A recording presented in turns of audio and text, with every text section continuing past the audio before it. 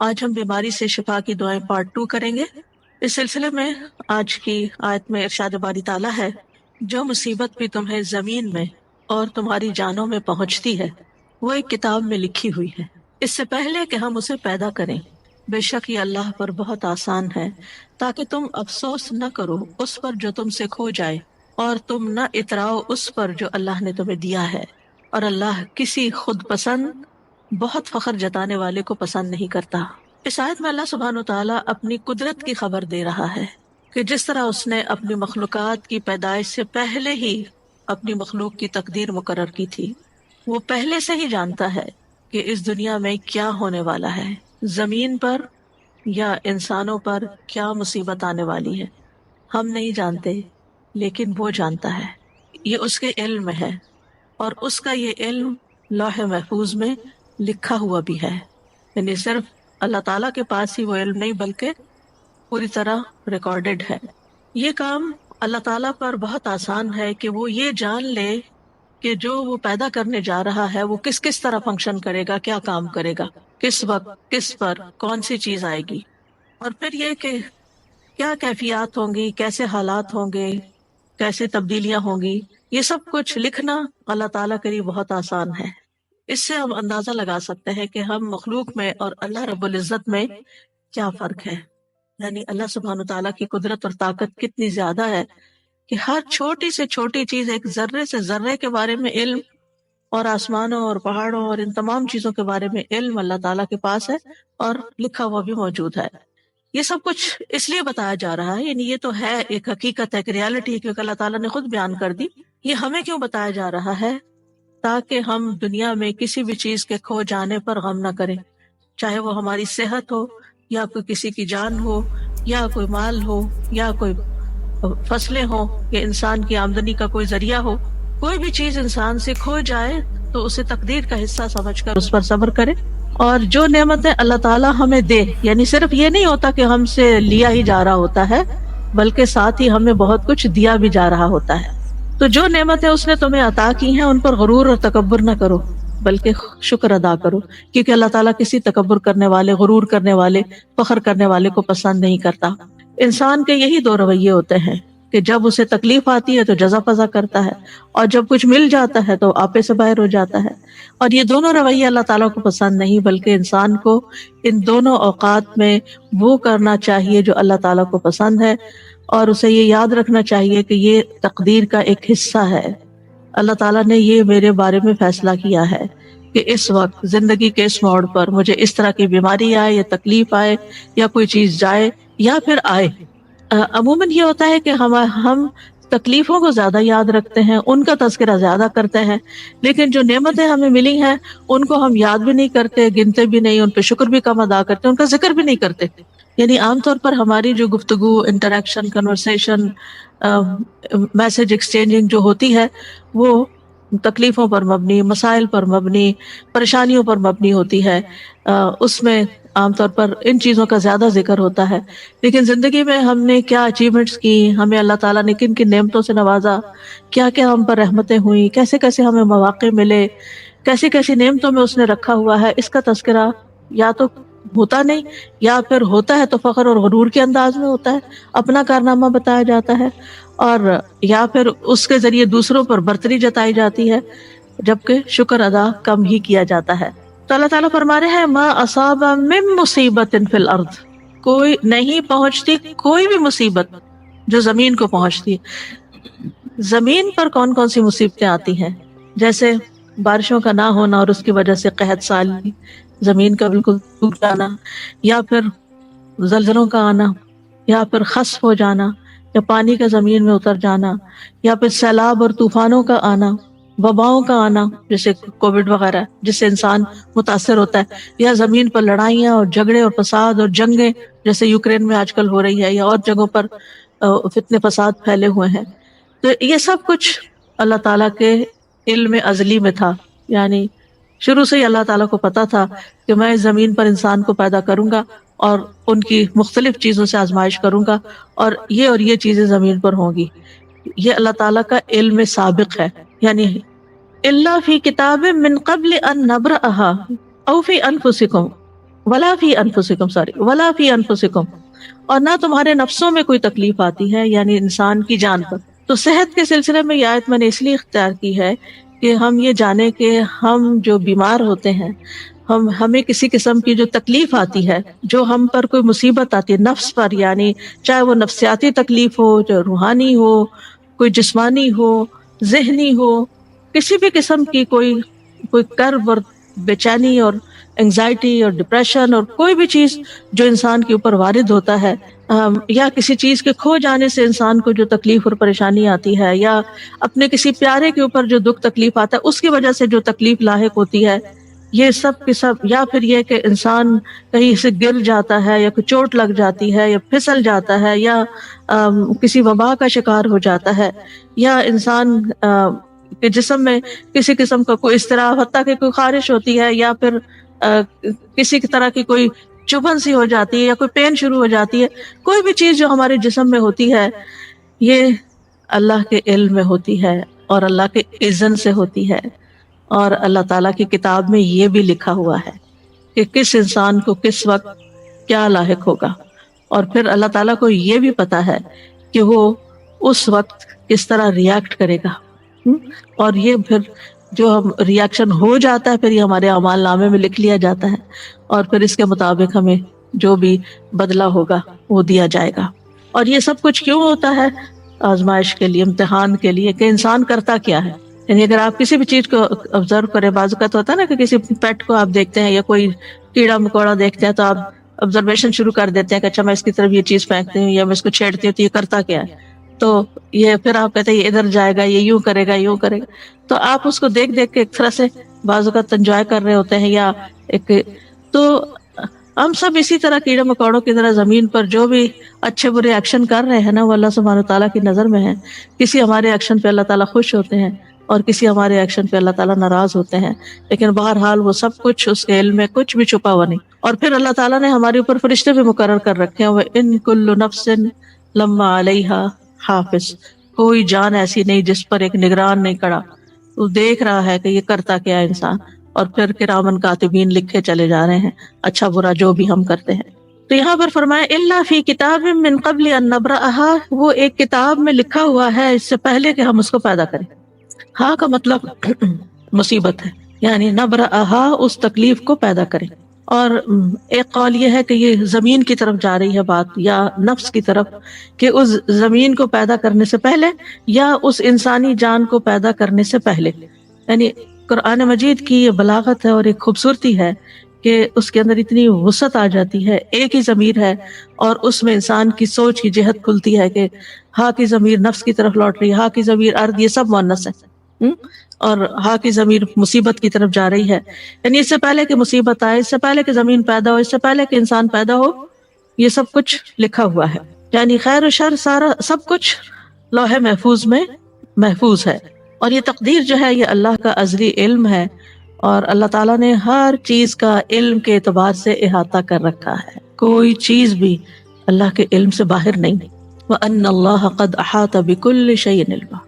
اب آپ جب بیمار ہوتے ہیں، پریشان ہوتے ہیں، تو آپ اللہ تعالیٰ سے اپنی حالت کا واسطہ دے کے بھی دعا کر سکتے ہیں کہ یا اللہ تجھے تو پہلے سے ہی پتا ہے کہ میرے اوپر کیا آنا ہے، اور تجھے تو پہلے سے ہی پتا ہے کہ میں کتنی کمزور ہوں، اور تو میرے حال کو جانتا ہے، اور تو میری تکلیف کو جانتا ہے، تو مجھ پہ رحم فرما۔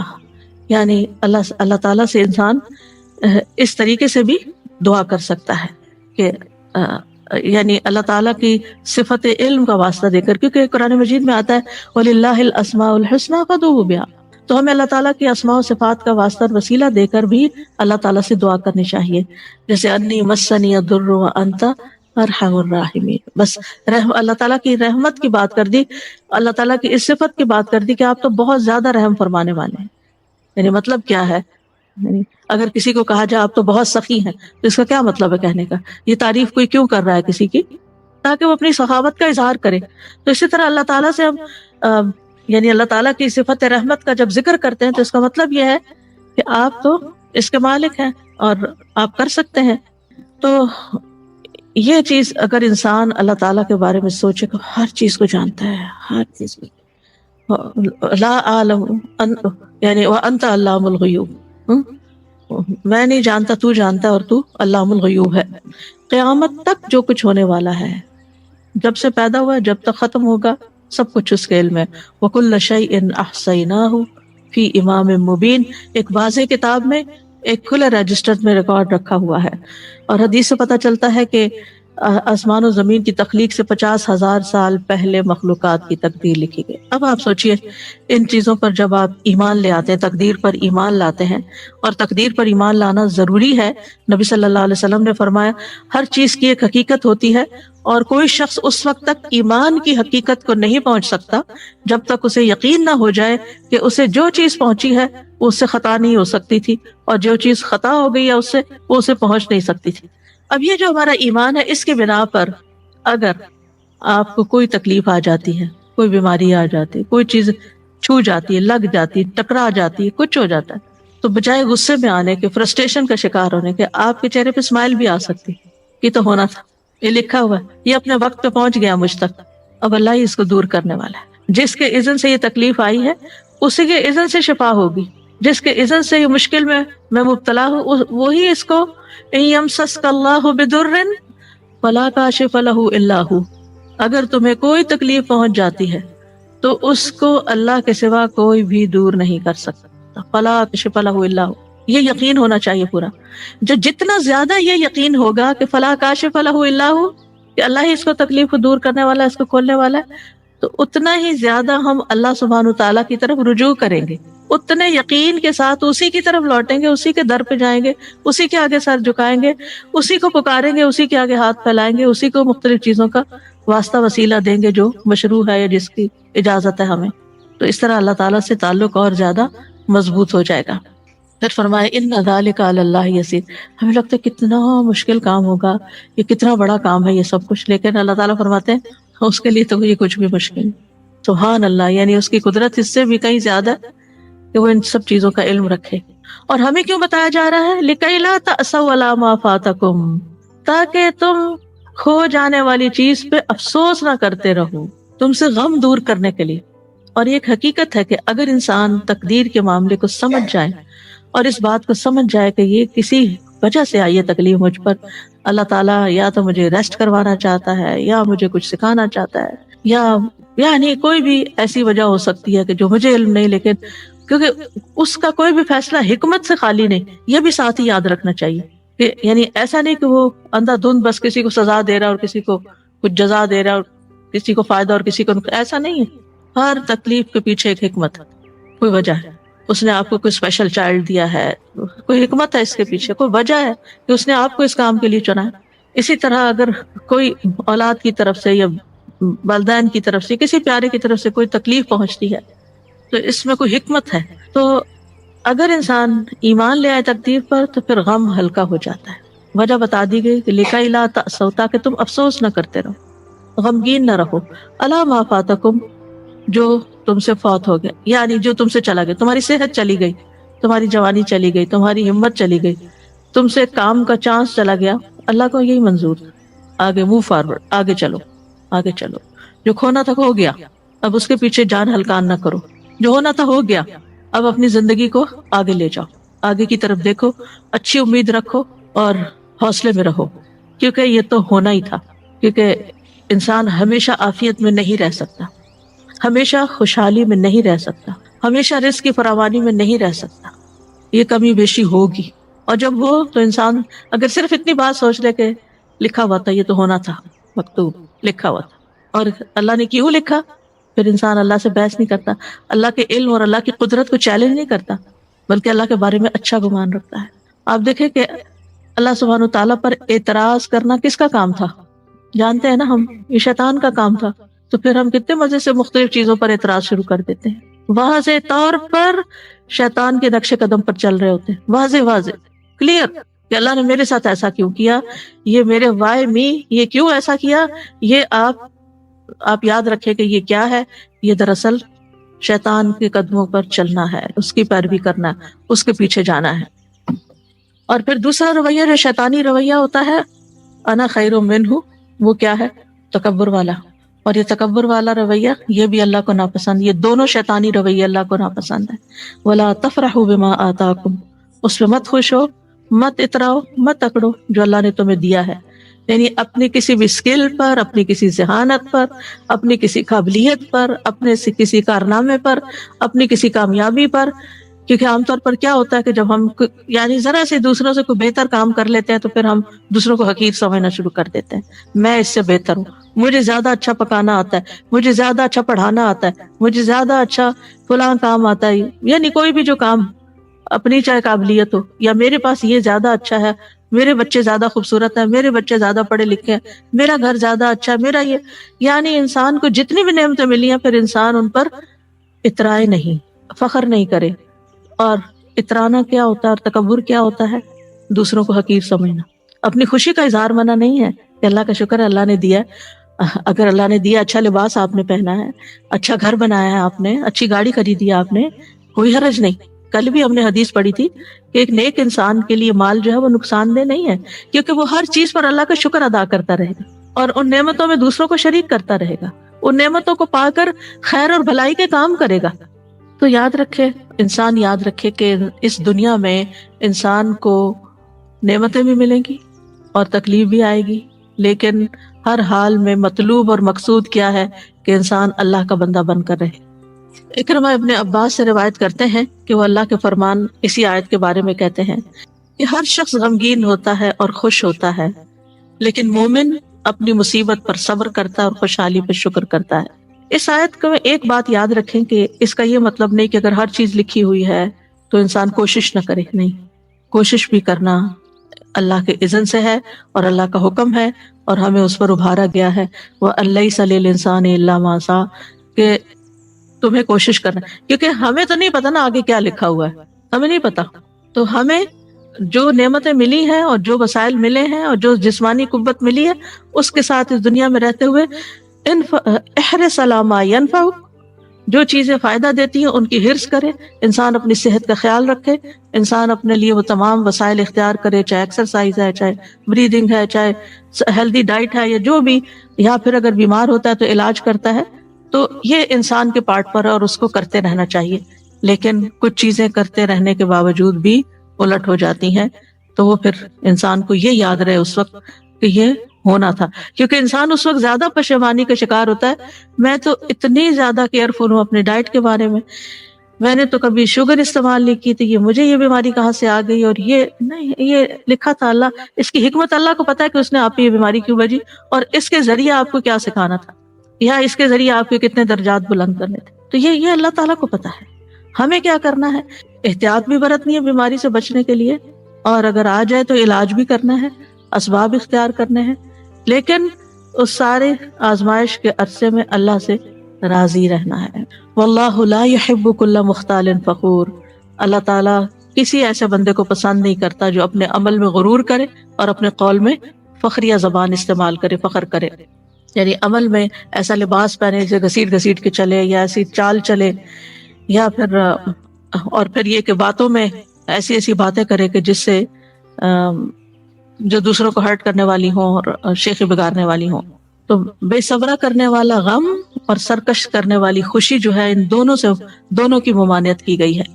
ابو بکر صدیق رضی اللہ عنہ کے پاس جب زیادہ مال لایا گیا، یعنی بہت آپ کو معلوم ہے کہ نبی صلی اللہ علیہ وسلم کے زمانے میں فتوحات کا سلسلہ شروع ہو گیا تھا، بہت سی جگہوں سے غنائم وغیرہ آ رہے تھے. حضرت ابو بکر کے زمانے میں اور زیادہ بڑھ گیا، حالانکہ صرف 2 سال ہی تھے. تو جب زیادہ مال آیا آپ کے پاس تو انہوں نے کہا، اے اللہ، ہم طاقت نہیں رکھتے مگر یہ کہ ہم اس بات پر خوش ہوں جو تو نے ہمارے لیے مزین کیا ہے. یعنی ہمیں مال اچھا لگتا ہے، کوئی چیز ملتی ہے تو ہمیں خوشی ہوتی ہے.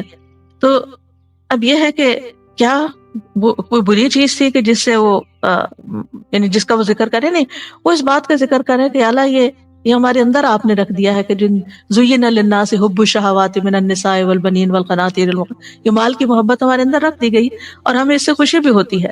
تو مطلب یہ ہے کہ اس سے مراد وہ خوشی ہے، اس طرح خوش ہونا منع ہے کہ جو انسان کو تکبر اور سرکشی کی طرف لے جائے. ورنہ مال کے ملنے پر، نعمت کے ملنے پر، اپنی پسند کی چیز ملنے پر انسان کو کبھی بھی غمگین نہیں ہونا چاہیے بلکہ خوش ہونا چاہیے. اور یہ خوشی کرنا کوئی بری بات نہیں ہے، یعنی خوشی کے موقع پر خوش ہونا اس میں کوئی برائی نہیں ہے. کیونکہ کچھ لوگ ایسے ہوتے ہیں ہر وقت بس ایک ایسی حالت میں رہتے ہیں کہ نہ کسی خوشی کے موقع پہ خوش ہوتے ہیں، نہ کسی غم کے موقع پہ غمگین ہوتے ہیں کہ ہم نیک پارسا نہیں. اگر خوشی کی کوئی چیز ہے، کوئی نعمت ملی، خوشی کا اظہار کرے. فاما بنعمت ربک فحدث، بس لمٹ کے اندر، اس سے اوپر نہیں جانا کہ تکبر شیخی بگاڑنا شروع ہو جائے یا آپ دوسروں کو نیچا کرنا شروع کر دیں. یہ نہیں ہونا چاہیے. اور اسی طرح یہ کیسے ہو سکتا ہے کہ غم کا موقع ہو، کوئی پیارا جدا ہو جائے، کوئی تکلیف ہو اور ہم غمگین نہ ہو؟ یعنی کیا ہم پتھر دل ہیں، ہمارے سینے میں دل نہیں ہے، ہم محسوسات اور جذبات سے عاری ہو جائیں؟ یہ نہیں کہا گیا. ہم غمگین بھی ہوں، ہمیں اجازت ہے غم کرنے کی، ہم غمگین ہوں، ہمیں اجازت ہے آنسو بہانے کی، لیکن حد سے باہر نہیں نکلنا، منہ سے کچھ نہیں نکالنا، اونچی آواز سے نہیں رونا، کوئی شکوہ شکایت نہیں کرنی اللہ تعالیٰ سے. اسی طرح بیماری ہے، بیماری میں تکلیف ہے، کوئی پین ہے، کوئی ایسی چیز آ گئی ہے کہ جو ڈاکٹرز کہتے ہیں علاج ہی کوئی نہیں ہے، بس اب آگے کی تیاری کرو، تو ایسے میں بھی مایوسی نہیں، غم ہے، مایوس نہیں ہونا. تو آپ دیکھیں کہ اللہ کے انبیاء جو ہیں وہ تکلیف کے موقع پر تکلیف محسوس کرتے ہیں لیکن اللہ ہی کو پکارتے ہیں. حضرت یعقوب علیہ السلام کو آپ دیکھیں کہ کتنے سال ایک تکلیف میں، حضرت یوسف علیہ السلام کی جدائی میں مبتلا رہے، لیکن مایوس نہیں ہوئے ایک دن کے لیے بھی. جب بنیامین بھی وہاں رہ گئے تو کیا کہتے ہیں، امید ہے کہ میرا رب سب کو ہی لے آئے گا. سبحان اللہ. ایسے موقع پر سالوں سال گزر گئے یوسف علیہ السلام کو کھوئے ہوئے، اور دوسرا پیارا بیٹا بھی کھو گیا، یعنی چلا گیا ان کے نگاہوں کے سامنے سے، لیکن ان یاتینی بہ جمیعا، اللہ سب کو ہی لے آئے گا. یہ اتنی بڑی بات کون کہہ سکتا ہے؟ وہی جس کو اللہ کی ذات پر پورا بھروسہ ہو، وہ صرف حالات کو نہ دیکھ رہا ہو کہ نہیں میں تو، میرا یہ اندازہ ہے، جو کچھ یہ ہو رہا ہے اس کا نتیجہ تو یہی نکلے گا. کئی لوگ بہت ججمنٹل ہوتے ہیں، چھوٹی چھوٹی باتوں سے کچھ نکال کے نتیجہ جمع تفریق کر کے تو دوسرے کو کوئی بری خبر سنا دیتے ہیں، یا پھر یہ اتنے سال گزر گئے اس چیز کو، اب تو پھر اب سوچنا ہی چھوڑ دو، اب کیا اس بارے میں سوچنا. نہیں، اللہ تعالیٰ کبھی بھی کچھ کر سکتا ہے. اور جب یوسف علیہ السلام کو ہے، اور غم اپنی جگہ ہے، لیکن بچوں کو کہتے ہیں یا بنی اذهبوا فتحسسوا عن یوسف ولا تیأسوا من روح اللہ، بچوں میرے پیارے بچوں جاؤ یوسف کو تلاش کرو، اللہ کی رحمت سے مایوس نہ ہو. آخر دم تک کوشش. اس سے پتہ چلتا ہے کہ پیغمبر کوشش کیا کرتے تھے، بیماری کتنی بھی زیادہ ہو، حد سے بڑھ جائے، ڈاکٹر جواب دے جائیں. اور کل آپ کو نورین جو ایک لیونگ میریکل ہے، آپ کو اس کی اپنی زبانی سننے کا موقع ملا کہ کس طرح سانسیں اکھڑنے لگتی تھی اور کس طرح ڈاکٹرز بالکل یعنی کہ ہوپلیس ہو گئے تھے، لیکن کس طرح اللہ سبحانہ تعالیٰ نے اس کو بالکل ایک نئی زندگی دی، اور کس طرح اللہ سبحانہ تعالیٰ نے بولنے کی قوت لوٹائی، سننے کی لوٹائی، دیکھنے کی لوٹائی، جو کہ اس بیماری میں ساری کھو گئی تھی. تو اللہ تعالیٰ کچھ بھی لوٹا سکتا ہے. اس لیے بیماری کتنی بھی شدید ہو، کبھی بھی مایوس نہ ہو، مایوسی نہیں، امید رکھیں میں ٹھیک ہو جاؤں گی، انشاءاللہ ٹھیک ہو جاؤں گی. اور اگر اللہ کی تقدیر نافذ ہونی ہے تو ایک دن تو نافذ ہونی ہے، ایک دن تو دنیا سے جانا ہی ہے، اور سبھی نے جانا ہے کہ اللہ بڑا ہے نا.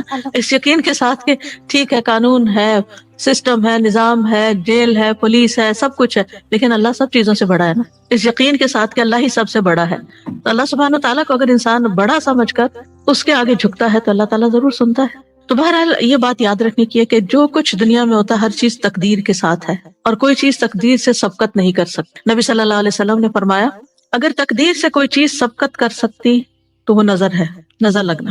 ہماری عمر، رزق، عمل، سب کچھ تقدیر سے ہے. آزمائش کا آنا بھی تقدیر سے ہے. حسن بصری کہتے ہیں بے شک اللہ تعالیٰ نے مخلوقات کو پیدا کیا تو ان کے ساتھ ہی ان کی تقدیر کو بھی بنایا. ان کی عمروں کو تقدیر کے مطابق تقسیم کیا، ان کے رزق کو تقدیر کے مطابق تقسیم کیا، اور آزمائش اور صحت اور تندرستی کو بھی تقدیر کے مطابق تقسیم کیا. بیماری بھی تقدیر سے ہے. یعنی ہم سب کو یاد رکھنا چاہیے کہ اگر کوئی بیماری آئی ہے تو یہ میرے مقدر میں لکھی ہوئی تھی. اسی طرح کسی کا عقل مند ہونا اور بے وقوف ہونا یہ بھی تقدیر کا حصہ ہوتا ہے. رسول اللہ صلی اللہ علیہ وسلم نے فرمایا ہر چیز تقدیر سے وابستہ ہے، یہاں تک کہ فہم و فراست اور بے بسی بھی. پھر موت کا وقت اور جگہ. نبی صلی اللہ علیہ وسلم نے فرمایا جب تم میں سے کسی کی موت کسی زمین پر مقرر ہوتی ہے تو اسے وہاں جانے کی حاجت پڑ جاتی. جب وہ اپنے اینڈ مقام پہ پہنچتا ہے تو اللہ تعالیٰ اس کی روح قبض کر لیتا ہے، اس سے آگے نہیں جا سکتا. کتنے لوگ پلین میں فوت ہو جاتے ہیں، اچھے بھلے صحت مند سوار ہوتے ہیں لیکن اتر نہیں سکتے، ان کی موت وہاں لکھی ہوتی ہے. اور قیامت کے دن وہ زمین کہے گی اے مالک یہ تیری امانت حاضر ہے. پھر اسی طرح یہ ہے کہ احتیاط کرنا توکل کے منافی نہیں. اس کا یہ مطلب نہیں تقدیر میں جو ہوگا نہیں ہمیں کوشش نہیں کرنی چاہیے، کوشش بھی کرنی چاہیے اور احتیاط بھی کرنی چاہیے. مترف کہتے ہیں کسی کو ایسا نہیں کرنا چاہیے کہ وہ اونچے پہاڑ پر چڑھ کے خود کو نیچے گرائے اور کہے میری تقدیر میں یہ لکھا تھا کہ بہت سے لوگ خودکشی کو کہتے ہیں جب تقدیر میں خودکشی لکھی تھی تو اس نے کر لیا، اب اس پہ کیا الزام؟ تو یہ نہیں ہے، اللہ نے انسان کو جو اپنا اختیار بھی دیا ہے، لیکن تقدیر کیا ہے کہ اللہ کو پہلے سے، تقدیر کا مطلب تھا اندازہ کرنا، اللہ کو پہلے سے ہی پتا تھا، اللہ کا اندازہ تھا، درست اندازہ تھا کہ یہ شخص اس کو یہ اور یہ مشکل آئے گی اور یہ اس کا جو حل ہے وہ خودکشی میں ڈھونڈے گا، یہ اللہ کو پہلے سے پتا تھا۔ تو اللہ تعالیٰ کو بلیم نہیں کیا جا سکتا کہ اللہ نے اس کے اوپر زبردستی لکھ دیا کہ نہیں تم ضرور خودکشی کرو، یہ اللہ کا علم ہے۔ تقدیر کیا ہے؟ اللہ کا علم ہے کہ اللہ کو پہلے سے ہی پتا ہے کہ لوگ کس کس طرح بہیو کریں گے، اپنے جو ان کو جو چیزیں ان کو دی گئی ہیں، جو وسائل ان کو دیے گئے ہیں، جو زندگی ان کو دی گئی ہے، وہ اس کے ساتھ کیا کریں گے۔ تو انسان کو احتیاط کرنی چاہیے، کوشش کرنی چاہیے، بچاؤ اختیار کرنا چاہیے، دعا کرنی چاہیے، لیکن اگر کوئی تکلیف آ جائے تو یہی سوچنا چاہیے کہ یہ میرے لیے میری قسمت میں تھی، مجھے ملنی ہی تھی۔ اور مومن کا رویہ کیا ہوتا ہے جب کوئی تکلیف آ جاتی ہے تو وہ سوچتا ہے کہ اللہ کا اذن تھا، اس میں کوئی حکمت ہے، اور وہ اس بات کو نہیں بھولتا کہ قل لن یصیبنا الا ما كتب اللہ لنا هو مولانا وعلی اللہ فلیتوکل المؤمنون۔ آپ ان سے کہیے ہمیں اگر کوئی مصیبت آئے گی تو وہی آئے گی جو اللہ نے ہمارے مقدر میں لکھ رکھی ہے، وہی ہمارا سرپرست ہے، اور مومنوں کو اللہ پہ توکل کرنا چاہیے۔ توکل اسباب کے منافی نہیں، یا اسباب توکل کے منافی نہیں، یعنی اگر آپ توکل کرتے ہیں تو اس کا مطلب یہ نہیں کہ آپ اسباب اختیار نہ کریں، اور اگر آپ اسباب اختیار کرتے ہیں تو اس کا یہ مطلب نہیں کہ آپ توکل نہ کریں اور اسباب پہ بھروسہ کر بیٹھیں کہ میرے پاس سب کچھ ہے میں کر لوں گی۔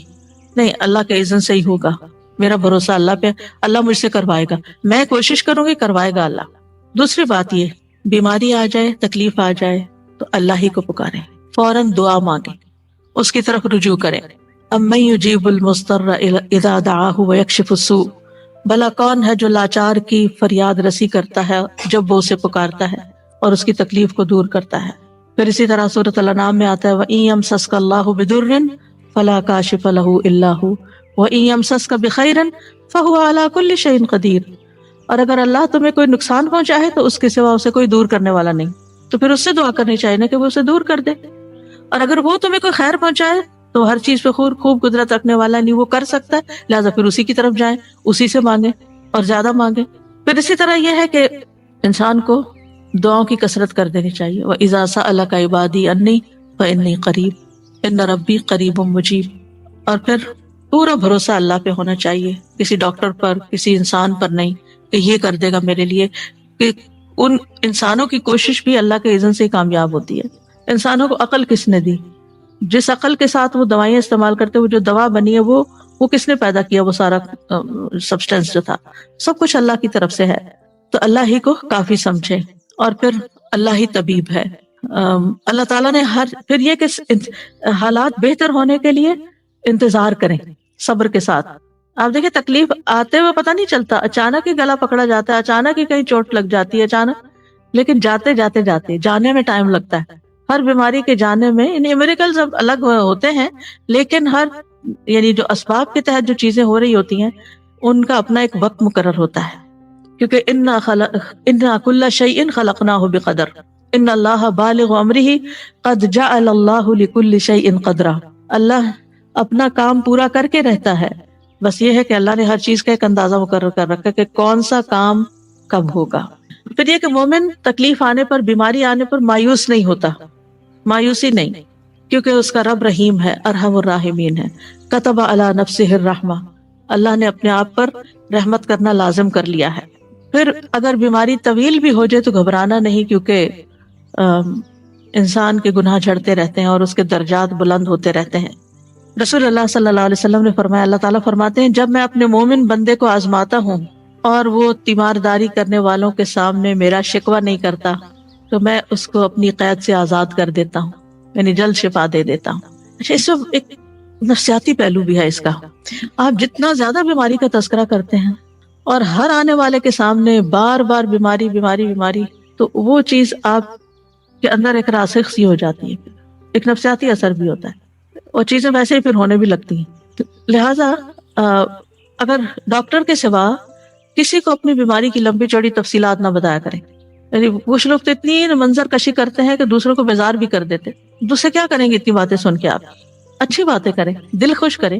ہاں اگر ڈاکٹر پوچھتا ہے تو آپ اس کو ضرور ڈیٹیل سے بتائیں کہ اس کو آپ کی بیماری سمجھ آئے اور وہ آپ کو صحیح دوا تجویز کر سکے.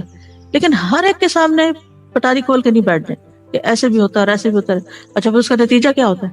ہر کوئی دل پسند مشورے دیتا ہے اور پھر طرح طرح کی آپ کو مفت دوائیں بتاتا ہے کہ یہ بھی کر لو، وہ بھی کر لو، فلاں چیز کر لو، فلاں چیز کر لو. اچھا اس کا نقصان کیا ہوتا ہے؟ کہ بیک وقت ساری بھرمار کر دیتے ہیں ہم اور پھر نہ کہیں کبھی نہیں رہتے. اس لیے صرف سمجھدار شخص کے سامنے، کسی عقل مند انسان کے سامنے، کسی تجربہ کار شخص کے سامنے، کسی ڈاکٹر کے سامنے بات کرنی چاہیے جس سے آپ کو توقع ہو کہ یہ میری کچھ رہنمائی کر سکتا ہے. شفا اللہ کے ہاتھ میں ہے، شفا اس نے نہیں دینی مجھے، لیکن یہ رہنمائی کرے گا. تو رہنمائی کرنے والے شخص کے ساتھ اگر آپ بات کرتے تو اس میں کوئی حرج نہیں ہے. لیکن ہر ایک کے سامنے بیماری کا شکوہ نہیں کرنا چاہیے، بس الحمدللہ کر لینا چاہیے. نبی صلی اللہ علیہ وسلم نے فرمایا کہ اگر وہ یہ شکوہ نہیں کرتا تو اللہ تعالیٰ اس کو یعنی اللہ تعالیٰ فرماتے ہیں کہ میں اس کو اپنی قید سے آزاد کر دیتا ہوں، یعنی جلدی صحت ہو جاتی.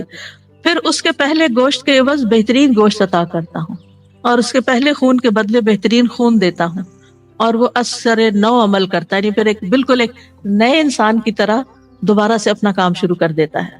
پھر اسی طرح یہ ہے کہ منہ سے برے الفاظ کبھی نہ نکالے. نبی صلی اللہ علیہ وسلم جب کسی کی عیادت کے لیے تشریف لے جاتے تو کیا فرماتے؟ لا باس، کوئی بات نہیں، طہور انشاءاللہ، یہ بیماری پاکیزگی کا ذریعہ بنے گی، یعنی جسم سے بھی آپ کی بیماری نکل جائے گی.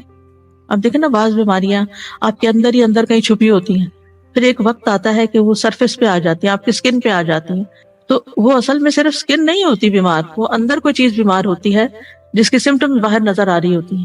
تو اللہ تعالیٰ آپ کو ایک موقع دیتا ہے کہ آپ اس کا علاج کر لیں. تو یہ اس بیماری کا سرفیس پہ آ جانا، اس کی مثلا سر درد شروع ہو گیا آپ کو، تو آپ یہ سر درد صرف سر درد نہیں ہوتا، there is something wrong either with your stomach or something else.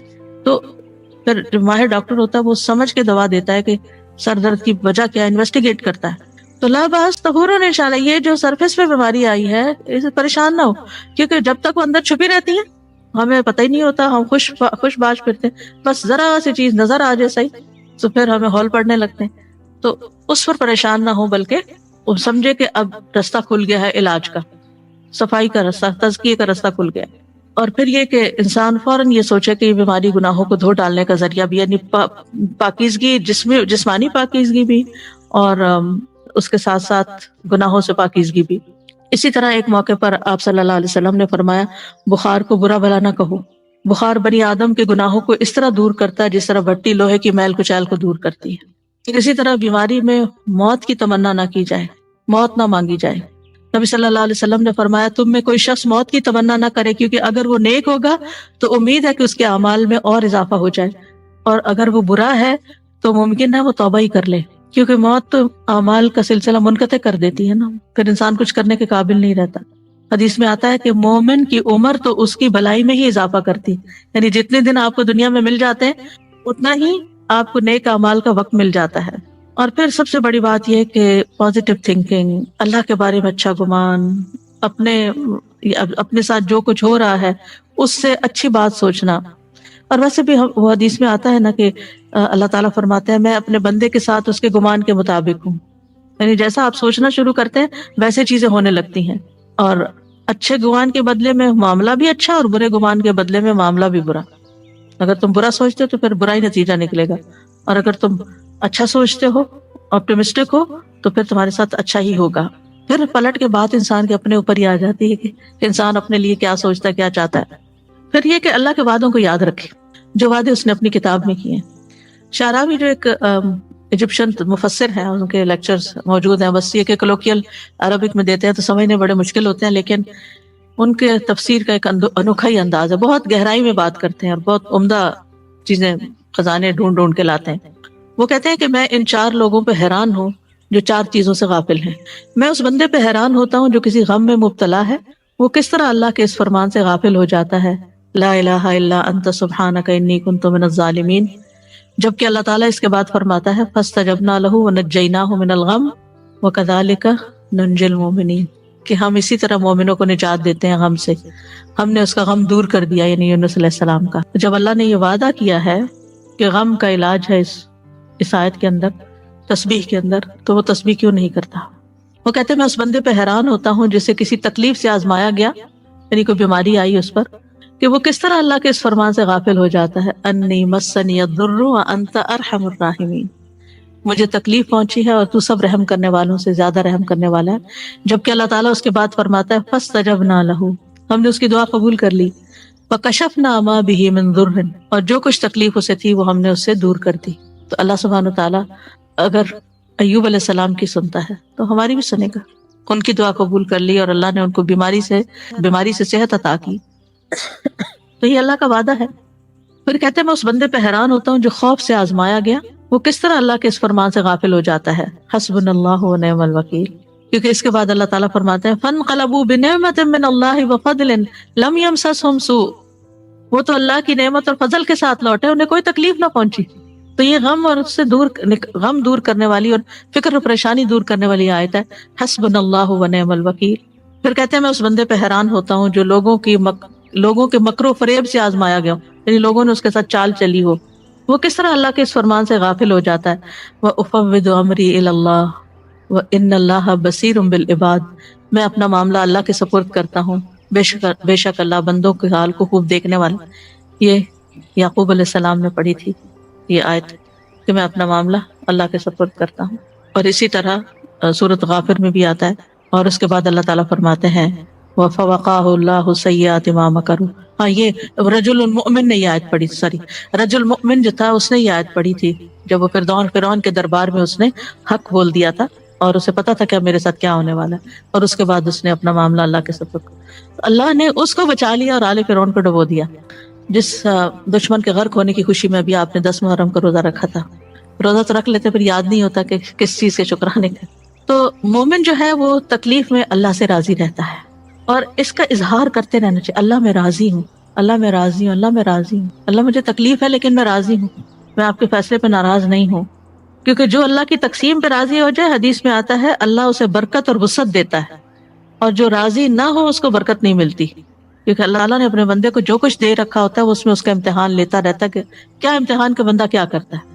مجھے یاد ہے بچپن میں ہم اسکول میں تھے نا چھوٹے چھوٹے، تو بعض اوقات بچے کوئی اپنے ساتھ سویٹس لے آتے، کچھ لے آتے، تو پھر وہ ایک دوسرے سے کہتے کہ مجھے بھی دو، ایک دوسرے سے کہتے کہ مجھے بھی چکھاؤ.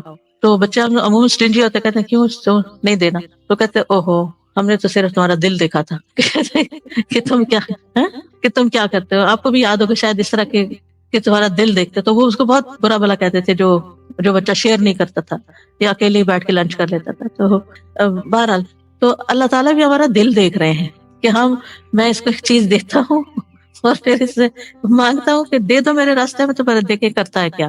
تو بہرحال مصیبت پر بھی جو اللہ تعالیٰ کا شکر ادا کرتا ہے وہ خاص شاکرین میں سے ہوتا ہے.